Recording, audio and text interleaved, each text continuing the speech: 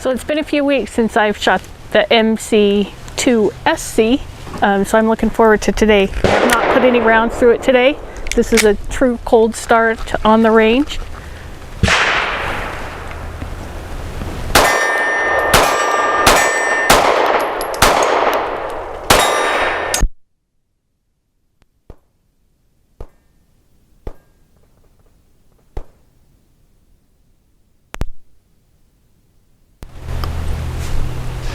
So I was having a little fun, went a little fast, missed a few shots.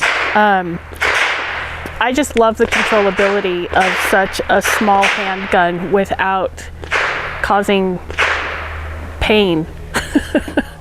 We won't name names, but there are some of them out there that I would just refuse to shoot, and the Mossberg is definitely not one of them.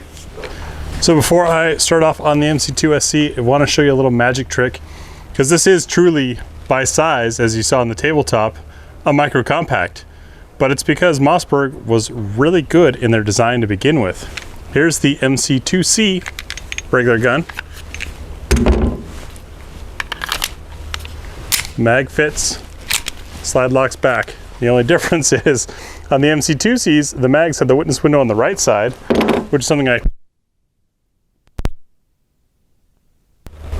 I criticized him about. But on the SC, the witness window's on the left side, which is where I prefer it, because that way you can check by just popping it out and taking a quick look at the mag. We got to shoot this at a rider event before it was released, and liked it as much there as we have the MC2sc and MC1sc. Want to find out today if it performs just as well as the others. I'm missing. There we go.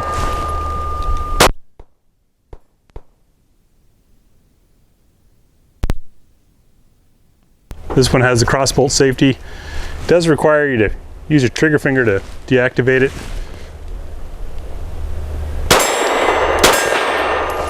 There we go. Got a little better. Hopefully I'm just having a bad start to this. But coming up next, we'll do, of course, our what's for dinner test, see what it runs. The spinner test for trigger control and sight control, and then of course a group, and give you our closing thoughts on this subcompact slash micro compact, because Mossberg just did it right from the get-go. It's what's for dinner time. Thanks again to our Patreon and Ammo Squared supporters for making this possible. We're going to run 10 different loads starting way down at 65 grain and work our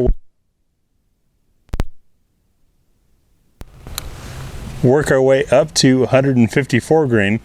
Each of these has a different profile, a different weight, different recoil impulse, and see what the gun eats. 3 rounds and 3 rounds only, because we're looking for, will it feed from slide lock? Is there enough energy to cycle the gun and feed the next round? Will it lock open on empty? New this time is this from Callaway, 135 grain, and it looks sort of like you could use it as a nut driver. We'll see how it performs. First up in what's for dinner is the ARX 65 grain. The little tiny lightweight thing tends to choke small guns. I want to apologize as well for the lighting and sound. Lighting is because we're way up in the northwest. Sound because, well, our receiver is dying. Target number 1.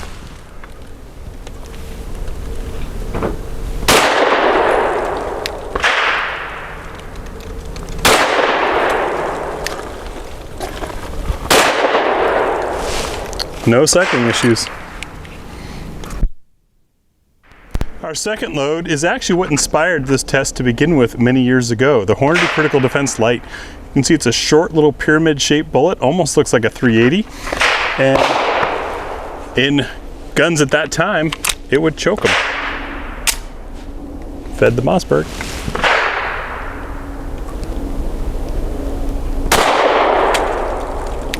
Not sure I would call it light.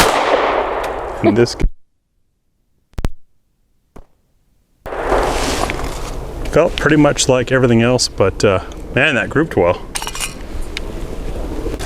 Moving up to 100 grain, the Z-Clean. This is a zinc projectile. That way you're not poisoning the baddies that you shoot.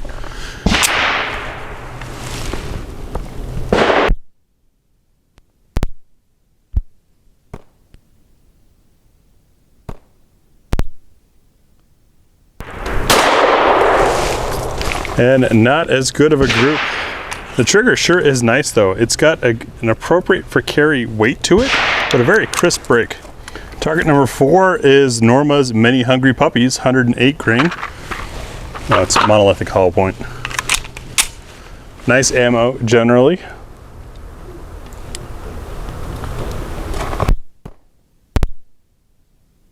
Coil on this little gun.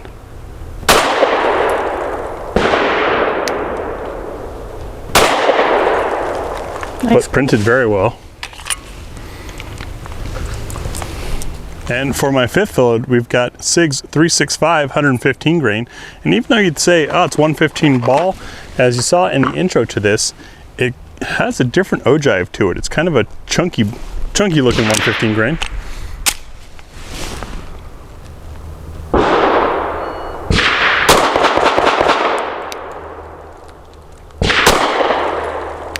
Very authoritative recoil. The adjustment is also very good on those. Yeah, it's not joking around. So for Circle 6, I'll be using the Spear Gold Dot Law Enforcement in 124 grain.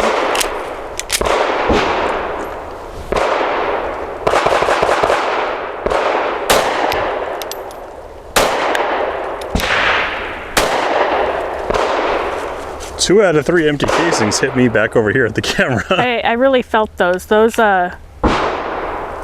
made the nose rise a bit. Federal Premium's 124 grain jacketed hollow point. They make punch. I hope they don't. It's pretty much the HST load redone for civilians.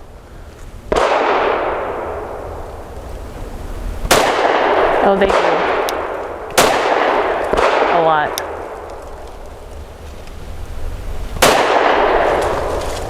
That looked punchy.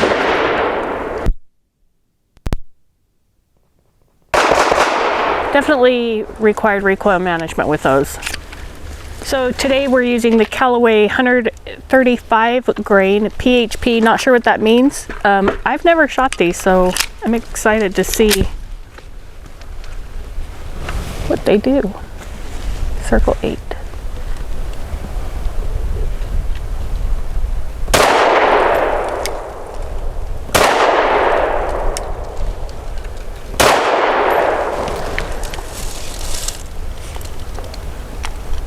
I like those.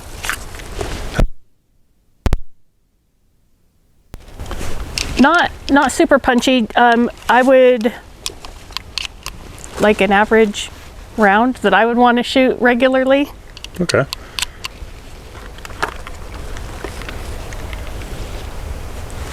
And next for Circle 9 is the Winchester Silver Tip. These are 147 grain jacketed hollow points.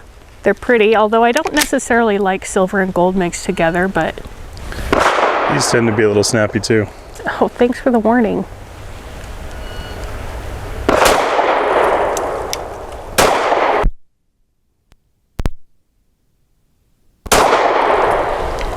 But it's different.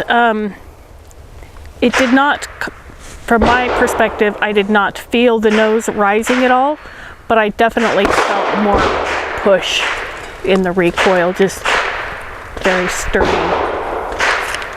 And for Circle 10, the Ruag 154 grain. These are kind of just for fun. They're obviously meant for like a suppressed subgun or something.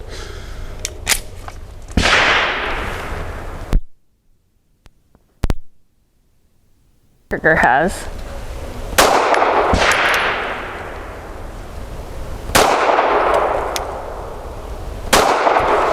And how easy the recoil lets you set up, not the recoil, the reset lets you set up your next shot. Yeah, it's a fun one. Well, let's see how it does on the spinner. How many rounds are we going to give ourselves? This has a shorter barrel, so we've got less energy. Well, I'll need 10 then. You can have 8. All right.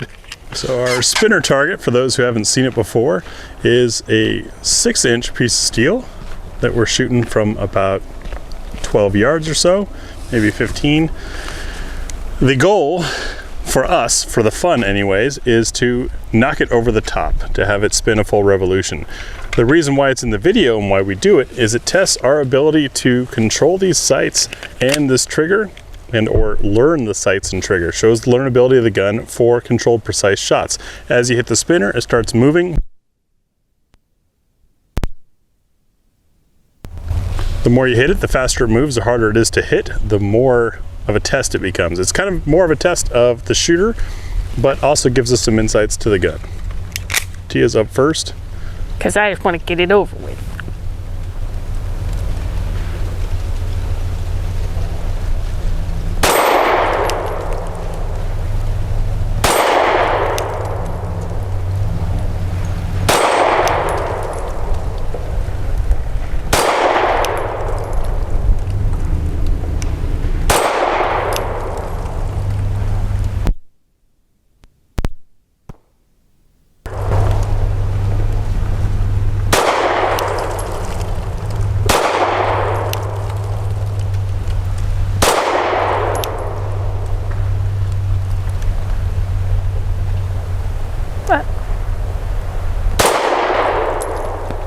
Well, I hit it. You hit it most of the shots. I think maybe that short barrel just didn't give us enough energy to whack it over the top. And I got excited. I lost track of what I was doing, focusing too much on the spinner. But the Mossberg definitely is what made...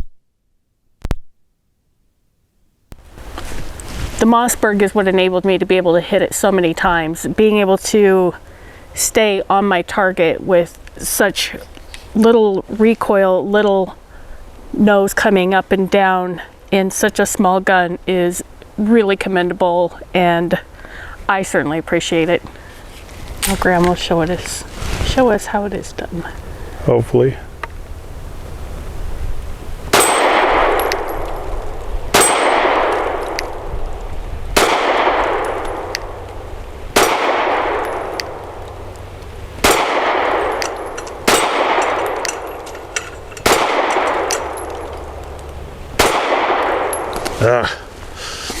You needed 2 more rounds? Yeah, I only had 8 and Tia had 10.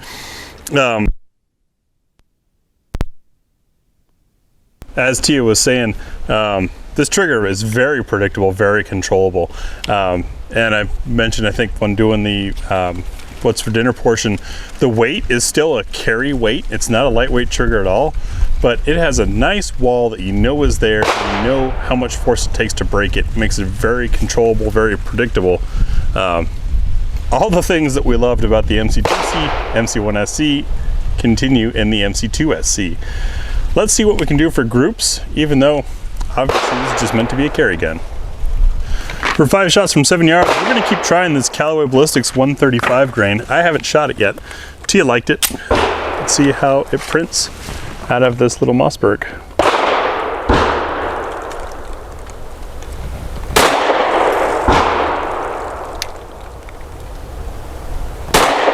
Definitely more authority to it than that Igman 115 we were just using.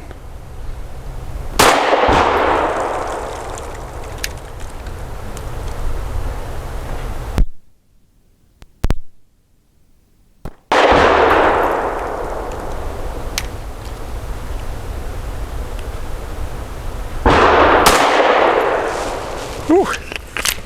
5 shots from 7 yards for accuracy at the right circle square.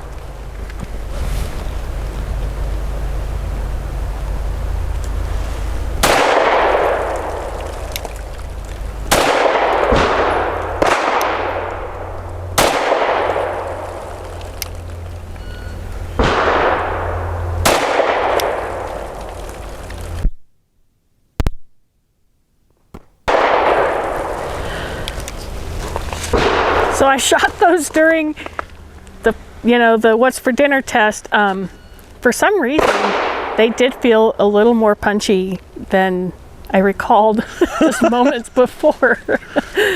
But still, the Mossberg allows it to be controllable. Oh, I had a really wide flyer. That's okay. We have good days, we have bad days. It's why we have 2 shooters.